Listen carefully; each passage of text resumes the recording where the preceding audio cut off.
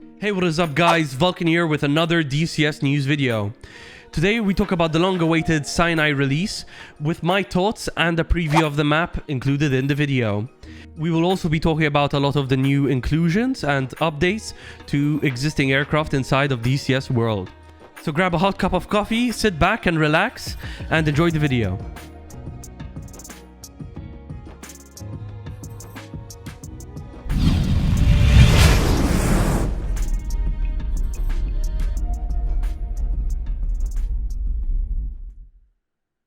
So, taking the number one spot in today's news video is the release of the Sinai map. This map is primarily focused on the Sinai Peninsula located between the Gulf of Suez and the Gulf of Aqaba, with eastern Egypt to the west and southern Israel to the east. The map, on release, includes the entire Sinai Peninsula, eastern Egypt, the Nile Delta, some of southern Israel, western Jordan and Saudi Arabia, Palestine, the Gaza Strip and the West Bank.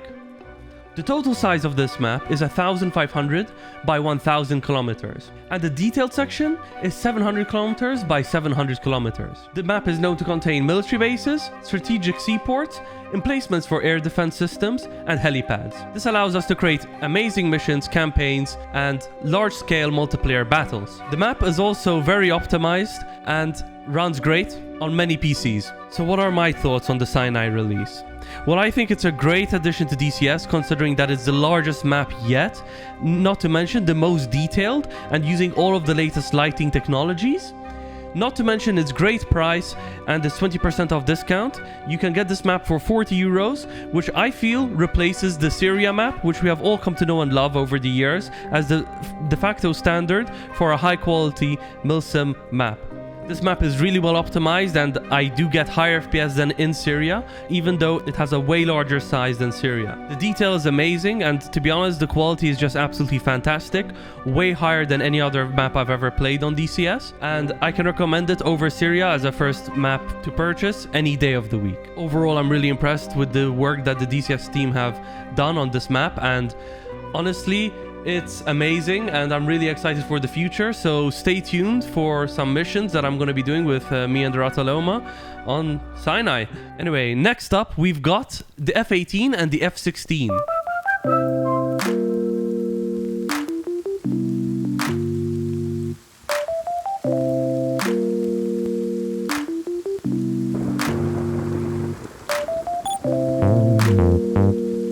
So, what are the new upgrades made to the F-18 and the F-16 modules? Velocity Search with Ranging VSR mode is a new combined radar mode which uses high pulse repetition frequency, also called HPRF. This mode also makes use of medium pulse repetition frequency, also known as MPRF, and essentially it's used to detect targets at long ranges which are at a high aspect to you. Essentially, it uses HPRF to detect the target and MPRF to determine range information. This mode will be very useful for BVR situations and I look forward to seeing it being used in battle. Next up for the Apache, the AGM-114L used to seem to fail to hit target when it was fired while the aircraft was moving. They have since patched this and it is now fully functional and operational. The Viggen has had its RB-05 bullpup missile overhauled. The F-14 has had major ground handling and suspension overhaul. The brakes have been increased in torque. The keel actuator rate has been increased and adjusted, and the strut forces and dynamics have been redone. And lastly, for vehicle updates, we have the SA-342M Gazelle, which they have totally reworked for this update. So let's get into it. They've updated external textures to PBR standard, added raindrops on the canopy, updated the interior lighting and reflections. They've totally rewritten the flight model, overhauled engine and rotor behaviors, updated mass and payload mass parameters. They've added many new behaviors or reworked most of them, including ground effect, flatback/blowback, retreating blade stall, density altitude, and ETL. They have also added an engine surge effect from rapid collective movement.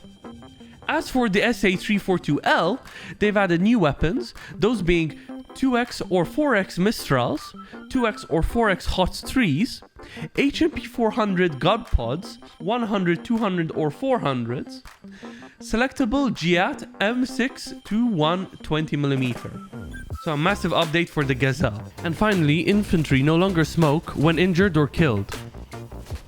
If you guys enjoyed the video, please make sure to go like and subscribe. Also, please subscribe to my good friend Rataloma as he helped me with some of the clips and with the maneuvering with the F-16s. So thank you guys so much for watching, have a nice day, and peace out.